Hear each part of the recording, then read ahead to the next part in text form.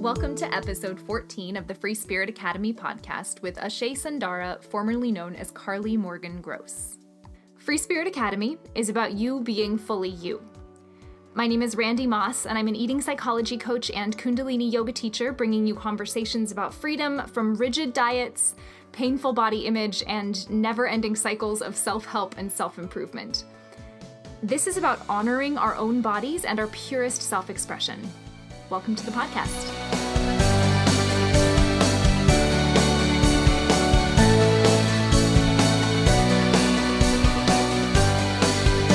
Hello. This week continues with what will be the last in my old series of interviews from YouTube a couple of years ago, which I guess isn't that old, but with as current as things are on the internet, it feels kind of old. I'm still, I guess I will be, as I'm actually in Washington at the time I'm recording this. I will be in France. I'm still in France as you're listening to this, and excited to be recording fresh interviews as soon as I get home. So you might be wondering about the lengthy name introduction. Ashae is somebody I've followed for a lot of years, probably since the beginning of her online career, but I knew her in the beginning as Carly Gross. And in my earliest days of coaching, I actually reached out to her for advice because I was seeing a lot of women stuck in the intuitive eating space, and I just knew because I knew it for myself that there was a way to feel totally free around food and incredibly vibrant and well without, like all of these three things in place, without being a crazy person. And from what I could see, Carly, and I'll refer to her as such when I'm speaking from that time, was doing just that with her clients. Her take on food freedom and body love mirrored my own, and in the last year, I've seen her grow her message to one of embodying our highest selves and using sexuality and intimacy as a tool for awakening. And with every evolution of her work, I've seen her become more and more herself, which is, at its heart, really what this podcast is all about. So in the show notes, I'll link a gorgeous video about the name change from Carly to Ashae, as well as all the information on where you can find her. But now, in the meantime, here is what you're in for today. We will talk about giving our power away to books and teachers and what it's like to find our way back to body wisdom and intuition. We'll talk about the eat whatever you want model with intuitive eating, when it works and when it actually doesn't. What happens when we've given ourselves full permission to eat without the diet rules, but we feel stuck in cycles of eating in ways that don't feel good. And we'll talk about the true meaning of self-care. I hope you enjoy this conversation.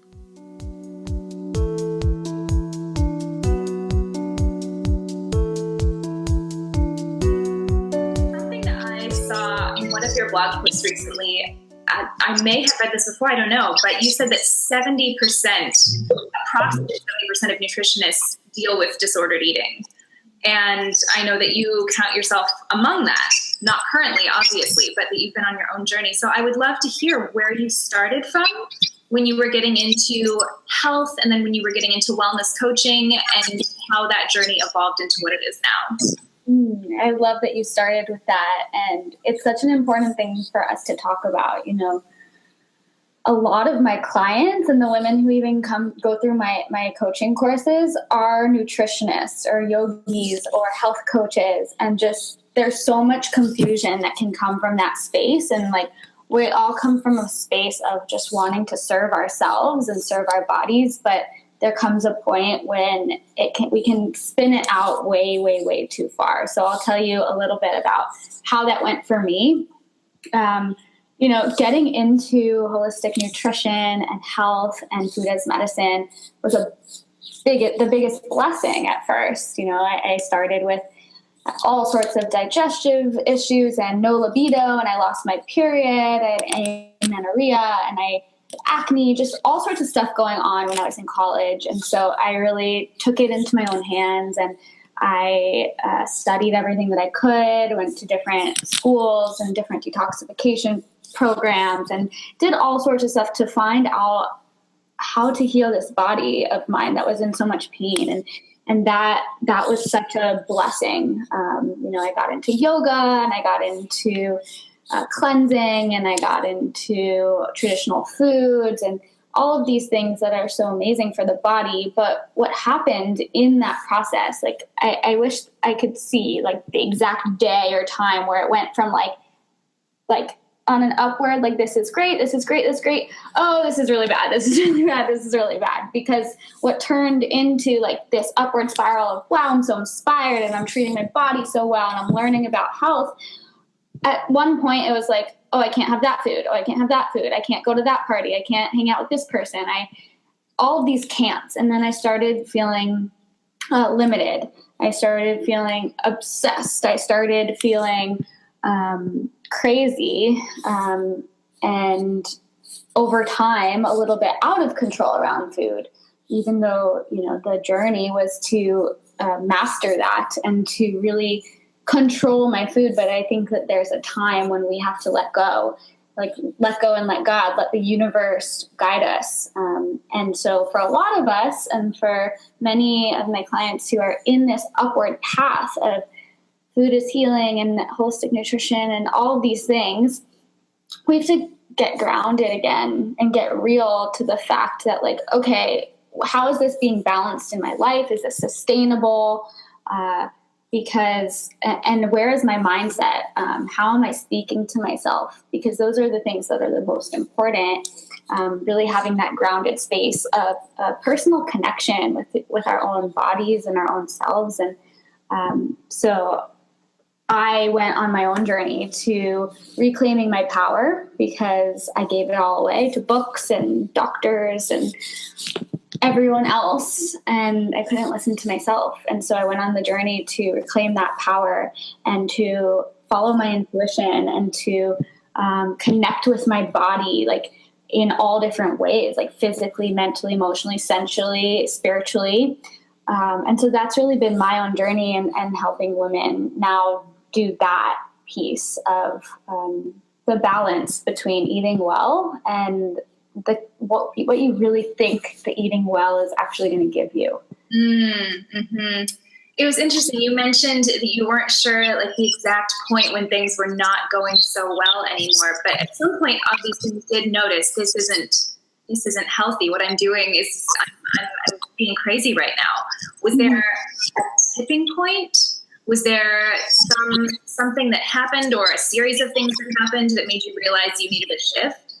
Yeah, definitely. There were a couple things. One of them that I always remember that comes out. This is a funny story, but I remember I was doing this really intense cleansing process, like liver cleansing and all this stuff. And I remember going to an evening out with friends, and there was no drinking, there was no smoking. It was just like people out. And I was so overwhelmed by people because I had really isolated myself a lot with food and making myself perfect and fixing myself, and just like me in the kitchen almost, like, and I felt like so overwhelmed by being out and being around people that I left. And I remember going back to my apartment and being like, okay, I gotta have these probiotics and like and then I was like, what am I doing? Like, I just left these beautiful people and humans in this connection.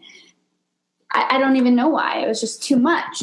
So that was one of the things. But another thing was that it started spiraling into I was noticing myself feeling restricted from foods, and then I would like want them, and then I would feel guilty if I had them. And so there was a lot of shame and guilt coming in. Whereas before, when it first started, it was all about inspiration and treating my body well.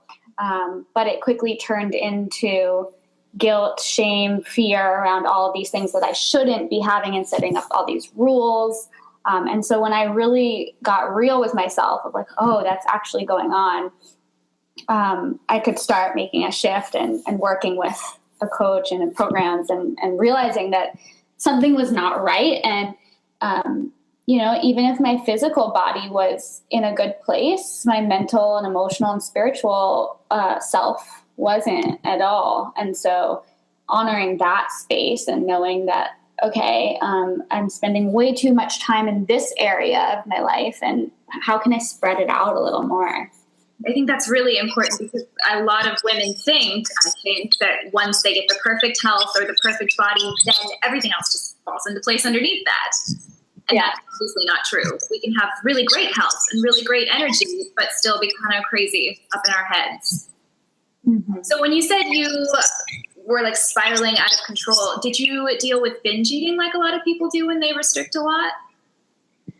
Yeah, I did mostly when I first started. I remember I was in college and it was my first time hearing about Candida, and I went on a Candida diet and I couldn't have any sugar.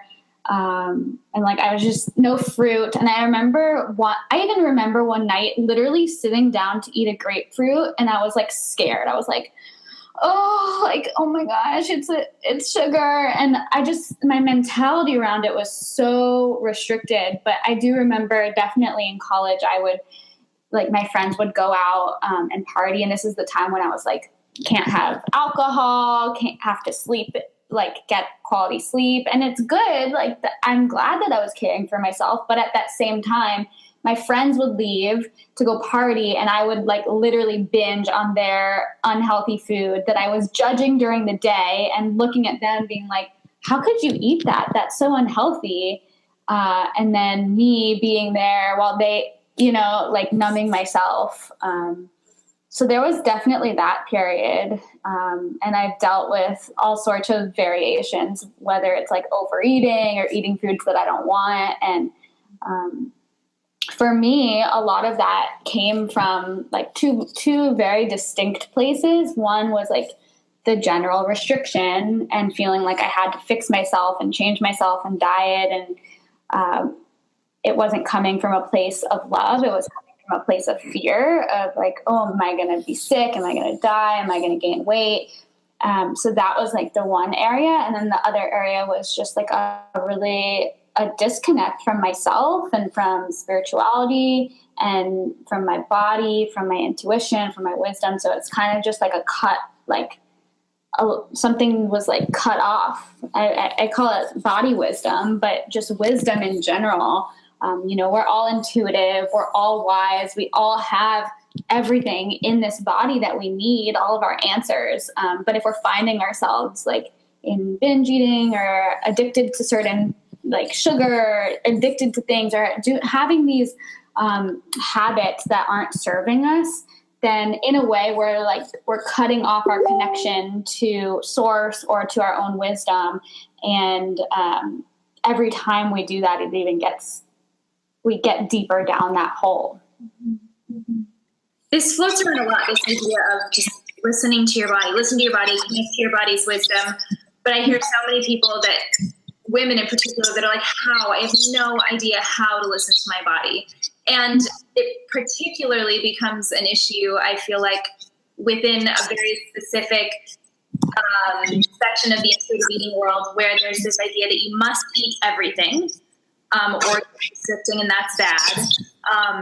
And then people just feel crazy because they think that listening to their bodies is listening to your mouth craving the end. Mm-hmm. So what are your thoughts on that? What if, at the most basic, if somebody comes to you and is like, I want to listen to my body, I have no idea how, what do you say? So it really depends on their background, and it depends on where they're coming from. So let's say it's someone who's coming from, like standard American foods, and they're having bread and pasta and like just standard foods, right? And they, then I would say they might need some grounded nutrition advice and help so that they can actually hear. Because sometimes if the body is so like physically clogged up, like let's say there's not a lot of movement happening and there's a lot of different heavy foods coming into the system, then and you haven't studied health or nutrition ever before, then maybe you really just don't know. You can't hear it's kind of off. However, if I'm speaking to a woman who has been on the paleo diet, the raw food diet, the vegan diet, the vegetarian diet, the macrobiotic diet, and they're like, I want to listen to my body wisdom, then it's really about letting go of that wisdom, letting go of all of those diets. And, sometimes that does take really listening to, oh, I want that brownie. Like sometimes it does take that. And sometimes it takes also that really felt like crap. And I'm going to listen to that wisdom of, I'm not going to do that again. But until you have that own experience in yourself, following someone else's rules is always going to feel like someone else's rules. And so I help women, like, you can make your own health rules. And I know that you do this, and I love that's something that you've come to. I think our journeys are very similar, Randy, but that it's okay to, like a big part of like a section of people who practice intuitive eating is like, eat whatever you want in the world. And that might work for some people. Some people might have busy lives. They live in a city, they're out and about, and that nourishes them. But others whose bodies are maybe more sensitive, we all have different genes, we all have different backgrounds, right? We all have different things going on inside of our bodies. And so for some people, intuitive eating means intuitive eating around like really nourishing, healthful, real foods. And intuitive eating doesn't have to mean intuitive in the sense of everything that's in a grocery store, but maybe intuitive in a sense of around these foods that feel good. Like, my body feels good when I eat all these, so I'm going to intuitively eat these foods in different proportions and orders. And when I speak of intuitive eating, it's a lot around, like the time of the day that you eat, getting more in tune with when you're hungry and what serves your body to what time, and this unconditional permission to eat, because there's a lot of like, you better portion your sizes and do all that. And so I think that's where a lot of the disorder comes from. And then there's also the other segment of women who have like anorexia or bulimia or very more ingrained eating disorders. And for them, it's like, just eat, like literally just eat, to heal your mind, to heal your emotions, and to give your body physically the knowing that you're gonna feed yourself. Of course, eating whole foods, real foods, and foods that are like nourishing to the physical body is key, but it's also really about just eating. Yeah, I absolutely agree. What would you say to somebody who, for them, any sort of restriction makes them feel crazy, and they maybe perhaps even know that certain foods don't make them feel good, but they still feel like they can't keep themselves from eating it? It's a big, maybe emotional eating thing. Have you worked with people like that, and how would you deal with that situation? How is that different? That's such a good question. Obviously, it also varies on the person and why they are, let's say, emotionally eating. So going into, what's going on in your life. Why are you stressed? How are your relationships? How do you feel sensually? Are you expressing yourself, right? Like there's all of these underlying things as to why we might reach for food to numb ourselves. But I think that also there's an empowerment piece of like, if that food really doesn't make you feel good, you can let it go. And like working on the emotional piece of what else is going on in your life. And then the empowerment piece of if that's really something that's going to serve you. If you're literally eating pizza every day and it's hurting your body and it's not making you feel good, but you just like, you've restricted in the past, and it's about working on those levels of like, okay, I can have this, I can have this, I can have this, I never have to restrict this, I can have it whenever I want. But getting real with the fact, like, it doesn't feel good, and so I'm just not gonna include it, I'm not gonna buy it. And that doesn't mean that I can't have it ever again in my whole life, because that mentality is where a lot of like the binging comes from. But just, I'm going to let it go. And if I want it randomly and out in the blue, then fine. I'm not going to judge myself. I'm not going to be hard on myself. And I'm simply going to know I probably won't feel good after I have that. And that's okay too, because I'm in a place of choosing. And so I think it's in getting women back into a place, or people back into a place where they feel empowered, like it's their choice. it's really, you have a choice. Like when I hear women I work with say, like, I really just can't have that around the house. I really can't have rice crackers around the house or whatever food it is, right? It's like, no, you really, really can. And it's always, always, always a choice.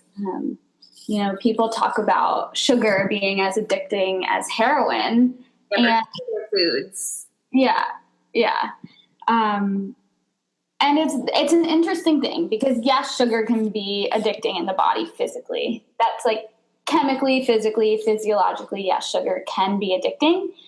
And what if you just let that whole idea go and just listen to your body around, okay, your body really doesn't want like Sour Patch Kids all day long. Like, no, it's just, that does not make you feel good. Your blood sugar is all over the place. And so I think you got to work with both pieces because the physical is very real, but it's also like, you can scare yourself into believing that, like you can never have the food around, or you can be like, oh, I'm really disconnected from my body and I can work on loving myself and knowing myself and being connected to myself and healing my emotional traumas and doing that work. And then food is just food. So how do you help, I shouldn't say, I was going to say, how do you connect women to their bodies? I guess you don't actually do that, but how do you help women connect to their bodies? Like, what is embodiment to you and what is self-care? I know that self-care is really big for you. Yeah. So yeah, there's so many ways, there's so many practices, even like really simply laying down in the bed or on a yoga mat, putting one hand on your heart and one hand on your belly and doing deep, deep belly breathing. Like that is healing in itself. You're like, oh, I have a body and oh, I can breathe in these places. Wow. And I can expand my lungs and I can breathe into my heart and I can breathe into my womb and I can breathe into my belly. And every exhale I can release and let go of the things that I don't want to hold in this body. And on each inhale, I can bring in new light and fill myself up with the things that I do want. Even that is embodiment. And, when I go through this in my group coaching program, Food Body Peace with women, that's one of the things we do simply, like, everyone here, we can do it together. Like if you just close your eyes and start like going inside and seeing like, okay, I'm communicating with myself. I'm looking inside and breathe deeper, breathe stronger, breathe into your belly. And just even saying to yourself, I am embodied. I am with myself. I am in this body, and breathing into that. Even that is embodiment. It's remaking that connection. And I think it can be a lot easier than we think. There's also a lot of other practices that I share, like different tapping techniques and different meditations that you can do and journaling exercises. I think all of these are self-care and really anything that gets you in touch with yourself, to me, is self-care. Oh, I love that. I love that so much. I need to write it down. Anything that gets you in touch with yourself is self-care. Yeah. So that said, that's so good. I assume that different people are going to respond to different forms of self-care. Like one person may try journaling and it does nothing for them. And the next person, it might just like connect them to their soul forever in the best way. So if you're working with somebody one-on-one, you have sort of intuitive ideas about what works for different people, or do you just sort of jump in and try some things? Or are there some things that work for a lot of people? Yeah, that's a great question. I think, a lot of the women that come to me are open to the practices and the teachings that I share because they're in a place of like resonating with me and resonating with not needing guidance, but really craving that for themselves, wanting to create more joy in their lives and their experience, wanting to know themselves more, and knowing that that's necessary. And so it depends on the woman, but it also, I just, I'm intuitive in terms of like what we try first, but I don't really try and judge people as to like, oh, maybe you won't like this meditation, or because we never really know, what's going to resonate. But I would say a really simple practice that is really helpful for literally everyone on the planet is being in a gratitude practice of writing down a list of gratitude every night or every morning, whatever feels better for you. But being in that place, because a lot of the feelings of I'm not enough, I'm not good enough as I am, I need to be more perfect, I need to do this tomorrow, I need to do that, comes from a lack of gratitude. And so when we can bring that back into our lives and create those lists and reflect on our day, reflect on our lives, and find the little pieces that we can be grateful for during the day, we can start letting go of, I need to do that better, or that I didn't do that. I didn't eat well enough. I did that. It's letting all of that go of who we think we need to be. And it's just being like, oh, okay, I'm really grateful for this day and for my body and for, I used my feet and whatever it is, really being in connection with others and with nature and with whatever it is that you're grateful for. But coming back to that, I think is a beautiful self-care practice that, we can take for granted, and we can say, oh, I think about what I'm grateful for, but really getting into a ritual around it is so, so, so helpful. So would you do the same sort of thing, speaking of the idea of I'm not enough, would you take the sort of same self-care practice in tackling body image issues? It's a piece, but it's not the full thing. Tackle body image issues. I think that definitely connecting into the body and feeling comfortable naked and touching yourself and knowing yourself and, being in a place where you can move in your body, however you like to move, whether it's dance or yoga or Pilates or hike, whatever it is, but being in that place where you're connecting into your body actually is really key in healing body image issues, because you're actually coming inside. You're not like, I need to be someone else. But that's definitely just one piece. And I think the bigger part of healing that I'm not enough and the body image issues, that it goes into a lot of things, but one of the big ones is, what we see out there in the world, in the social media world, and what the world tells us we need to be, and detoxing from that a little bit and becoming aware of all of the messages that are coming in to us, whether it's a Victoria's Secret ad or like literally a commercial on like Advil.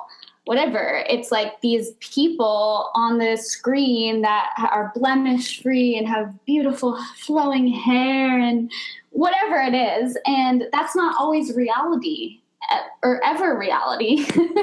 And I think a big piece of it with the body image stuff is knowing that and becoming aware of all of the ways in which the media you're culturally conditioned, like all of that stuff is coming in, and being in a place where you can stop it at some point, like really notice, like, oh, this is conditioning.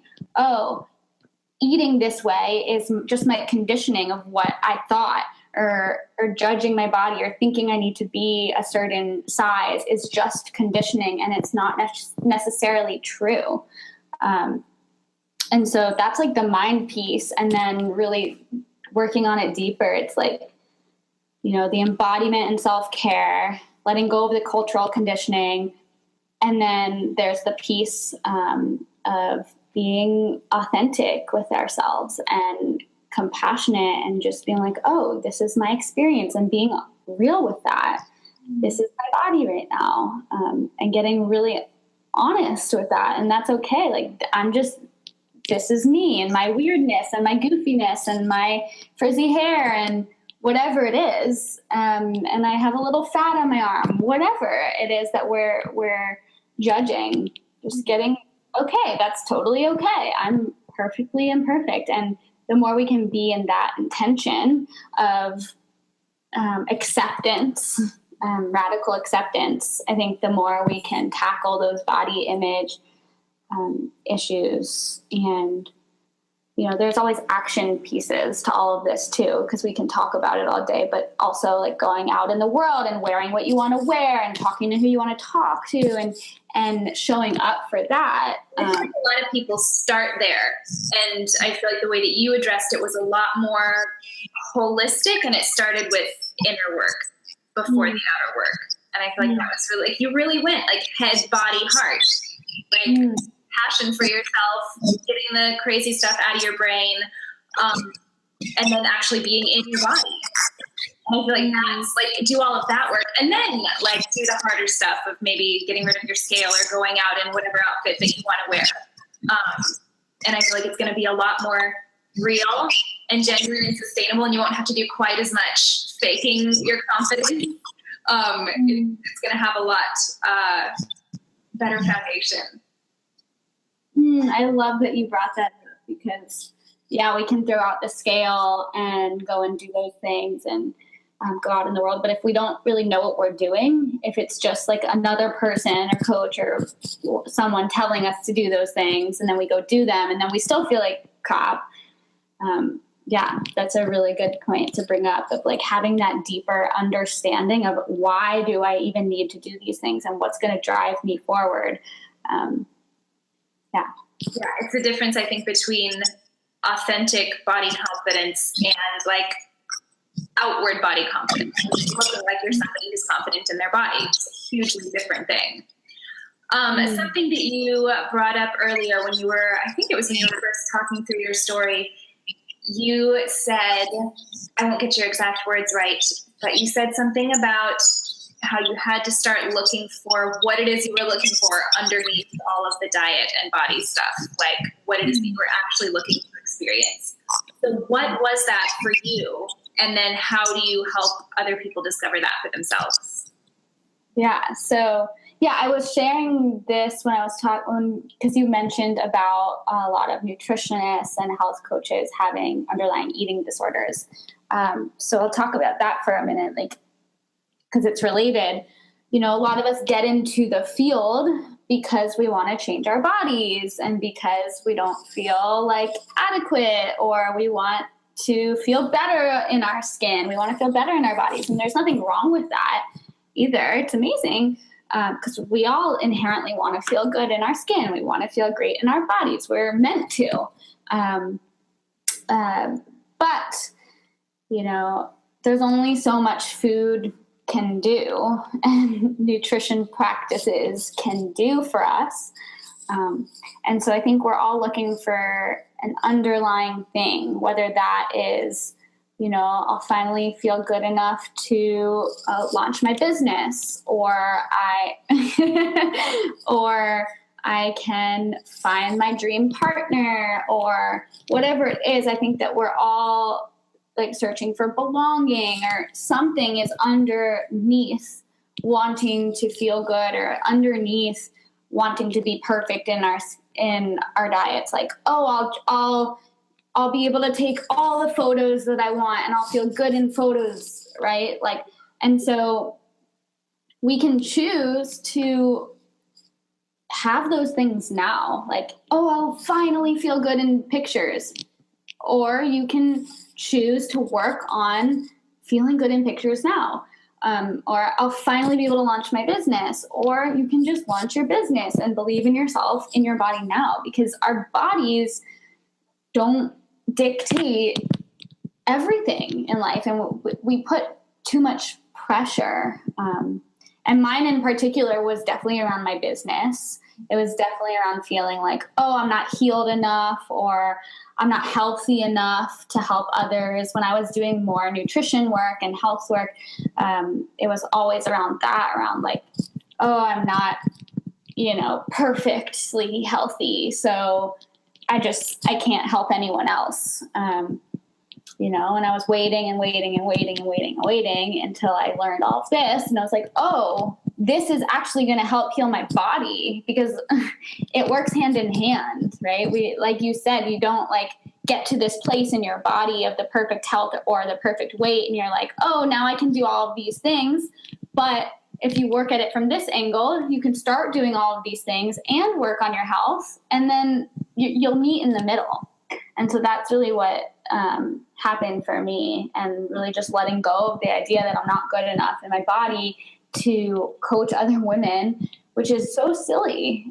It's so silly. So if anyone is watching this and you're a health coach or a nutritionist or a life coach or whatever you are, whatever you want to do, even if you're not a coach and you just want to be inspiring to others or help people, you don't have to be perfect or have it all figured out to do so, because none of us do. No one has it all figured out. We're all just piecing together the puzzle pieces that we can and doing what we can and helping people from where we are. And you could have done that forever. You could have had the endless excuse of I'm not healed enough. I mean, what's healed enough? What's thin enough? What's anything enough? And look at all of the work that you're doing. Look how much would have been like held back from the world. Nobody's doing anybody any services by saying I can't until my body is this. Mm-hmm. Yeah. So my version of intuitive eating, I just call it eating to feel good, or eating to feel the way you want to feel. Figuring out what is the way that you want to feel, and then is the way that you're eating supporting that. And then, obviously that evolves and is nuanced and grows, and we learn things and all of this. And so I like to ask people what that means for them. Not to say like, oh, everybody should be eating the way that Carly eats, but to be like, oh my gosh, look at all of these vibrant people eating all of these different ways. If so many people can thrive on so many different things, I bet you can thrive on something entirely individual too. So what is eating to feel good for you? And do you have any particular food philosophy that you subscribe to? Or is it like a mishmash of things, or does it change and evolve day by day? Yeah, I mean, it definitely changes in terms of the timing of the day. So I really like to feel light and energized and light. I already said that, but light. I'll just that's really important. Throughout the morning. And so I'm personally a fan of intermittent fasting, and not really strict about it in terms of timing, but I really like to, and if those of you who are watching don't know, I just like to have a time where I don't eat to let this really helps my digestive system take a break. So let's say I stop eating at 7 p.m. I won't eat in the morning until around 10 or 11. And I might have a tonic tea or a green juice if I can get one, or maybe even a smoothie. But I really like to have liquids all throughout the morning, because that also hydrates my body and I feel really, just hydrated and energized. So that really works for me. And then moving into the rest of the day, like I really do like rituals, and I think that they're really nice. I love having either a smoothie or a smoothie bowl, or if it's in the winter, a soup. But I really like that blended factor, and then moving into more like salads and cooked foods and sweet potato and sometimes fish. I'm primarily vegetarian for me. It works. But sometimes some fish here and there is nice. But yeah, that's kind of where I'm at. I really like I think that hydration is really one of the things that has stuck a lot for me. Hydration, and then eating, but I like to eat my bigger meal before the sun goes down. Our bodies don't necessarily digest very well after dark. So I like to have like a bigger meal when the sun's still out. But and something that I teach too is finding what works for you and making not rules, but kind of like your own plan and sticking to that, like a cup, like maybe two things. Like I wake up in the morning and I always have, I'm not saying for me, but let's say for you, you're like, I wake up in the morning and I have hot lemon water with ginger. And then I always have a big salad lunch with whatever, avocado and protein, whatever.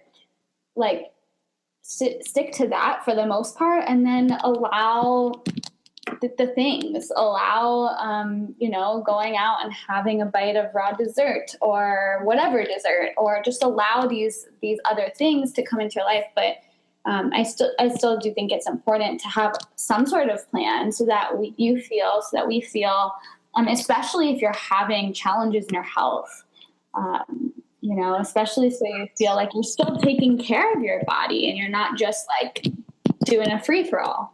And I don't think that that's anti-intuitive either. I love the way that you spelled it out, because it's like, so say that I discover that I thrive on lemon water and salads, but I'm like, no, I'm going to be intuitive. And then like, I don't get the right groceries and I run out of time for this or that. And if we would have just penciled in this thing that I discovered intuitively or by experimenting, like it would have been so easy. So you can totally have a balance. You can absolutely use all parts of yourself in your experience. Absolutely. And I actually just read something that really resonated, and it was that our intuition, I've always held the belief that our intuition doesn't always lead us to the best thing, right? It might lead us to something that feels shitty, like I said, and then we learn from that. But I read somewhere too that I loved is that our intuition doesn't always have to be body wisdom. Our intuition can also tell us, I need to reach out for help. Or our intuition can tell us, like, I need deeper support, or I need to ask someone this, right? And I think that building that connection with yourself and having, those conversations with your own being and being really involved in your own health care and life care and just being in touch with yourself, you can start recognizing as if that intuition to reach out is a real intuitive message. Like, oh, this feels light. This feels freeing. Not like, oh, I need to, and I don't know what else to do. And I'm scared. And that's generally like more of an egoic thought. But intuition can be, I need to reach out. I need some guidance. I need some help. And the real way to know about that is to ask yourself, like, does that feel light? Does it feel pure? Does it feel really helpful, or does it feel suffocating? And does it feel like I have to? And does it feel like fearful? Mm-hmm. Yeah. I realized I've just been nodding for like 90 seconds. That was amazing. I love that much broader and more specific definition of intuition, because there are certain circles in the intuitive eating world that assume that our bodies will automatically just know the exact right thing we need in the exact right moment. But if your body has been raised and built on cereal and candy bars, it will continue to call for cereal and candy bars because that's what it knows. And so you're right, we may get the hit of intuition that like, oh, hey, this person might know something that I don't know, or this source might have some wisdom for the exact next right steps for me, and I could feel a whole lot better. It's not just like cravings of intuition. So that was really amazing. Thank you so much for listening to this conversation. Before I wrap things up, I want to invite you to come join the private Free Spirit Academy Facebook group, where I post videos, offer support, and answer questions on all things food and body freedom. And you'll also get a free copy of my ebook, The Eat to Feel Good Diet. I hope to see you there.